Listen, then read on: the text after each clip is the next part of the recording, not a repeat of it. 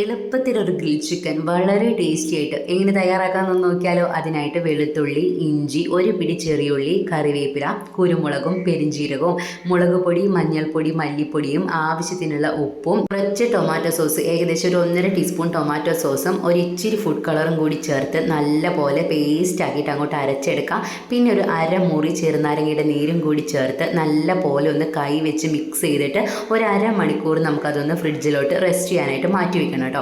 അതിനുശേഷം എന്താ നമ്മുടെ എയർ ഫ്രയറിലോട്ട് ഓരോ ചിക്കൻ പീസസും ഇതേപോലെ ഒന്ന് നിരത്തി വെച്ച് കൊടുത്തിട്ട് ഒരു 200 ഡിഗ്രി സെൽഷ്യസിൽ 30 മിനിറ്റ് നമുക്കതൊന്ന് കുക്ക് ചെയ്തെടുക്കാം. ഒരു 15 മിനിറ്റിന് ശേഷം എയർ ഫ്രയർ ഒന്ന് തുറന്ന് നോക്കുക. അതിനുശേഷം നമുക്കതൊന്ന് മറച്ചിട്ട് കൊടുക്കണം കേട്ടോ. അങ്ങനെ രണ്ട് സൈഡും നല്ല പോലെ ഒന്ന് മൊരിഞ്ഞെടുത്ത് കഴിഞ്ഞാൽ ആർക്കും പെട്ടെന്ന് തയ്യാറാക്കാവുന്ന കിഡിലൻ ഒരു ഗ്രിൽ ചിക്കൻ ഇവിടെ തയ്യാറായിട്ടുണ്ട്. അടിപൊളി ടേസ്റ്റ് ആയിരുന്നു, നല്ല ഫ്ലേവർഫുള്ളാണ്, സൂപ്പറാണ് കേട്ടോ. സൂപ്പറാണെന്ന് വെറുതെ പറയല്ല. അപ്പോൾ എല്ലാവരും ഇതേപോലെ ഒന്ന് ട്രൈ ചെയ്ത് നോക്കിയിട്ട് അഭിപ്രായം പറയണം കേട്ടോ. നമ്മുടെ ചാനൽ ഇഷ്ടപ്പെട്ട സബ്സ്ക്രൈബ് ചെയ്യാൻ മറക്കല്ലേ. Tata bye bye, see U.